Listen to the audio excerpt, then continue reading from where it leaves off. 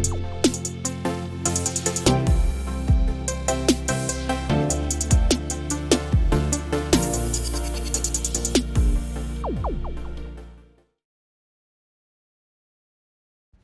it going, everybody? It's Brent here, and once again, I got another review for you all. And this time it's on a figure I've been wanting for a while, which I finally got my hands on. It is on the Star Wars Black Series Lord Starkiller figure. And oh boy, he is beautiful.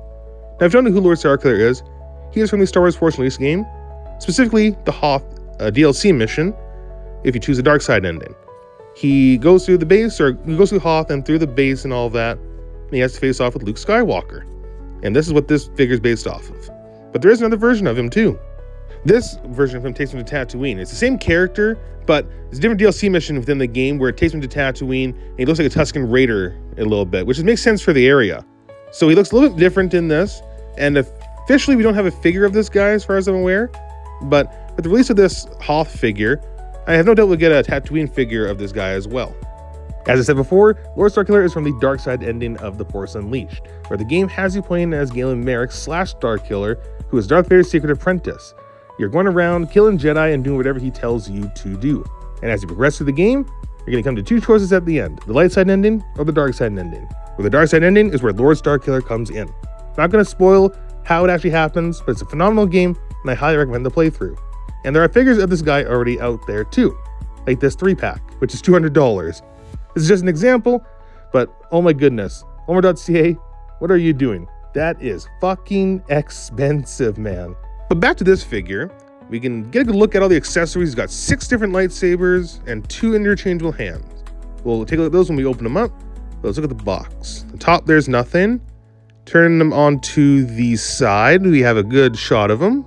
Let's get a good look at that. Looks very cool. On the back, we got another good shot of him and an actual bio as well, if you want to read that. On the other side, there's a Gaming Greats logo.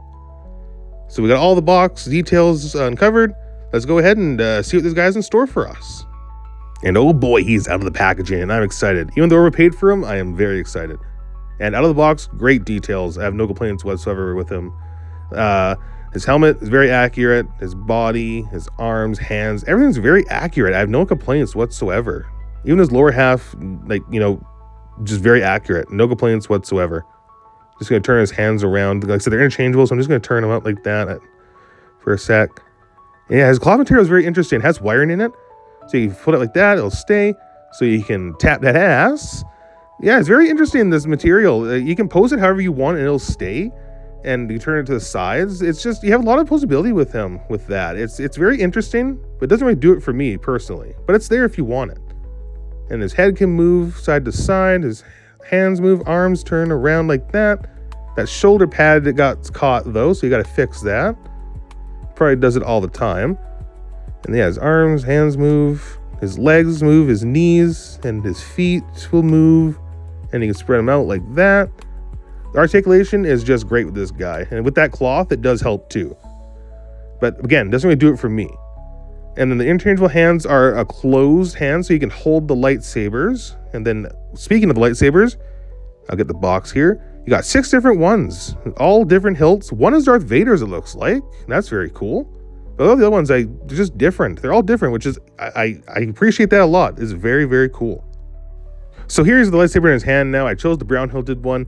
I like it, and it kind of works with him as well, in my opinion. And I like the pose that I have him in too, with the hand open, arm out, and holding the lightsaber up a little bit like that. Kind of works, and I'll probably pose them like that on my shelf when I get the chance. On the back, I didn't really show that earlier. Nice details as well there. No complaints. And on the belt, he has 3 hooks on each side for each lightsaber, because each lightsaber has a hole on the bottom where the hooks can go through, and they'll just dangle when they're not in use. Which makes sense, because with all those lightsabers, they need a place to go. And with this feature, if they just dangle like that, it'll probably look pretty cool as well. I'm not sure how many other people like that, but I like it a lot.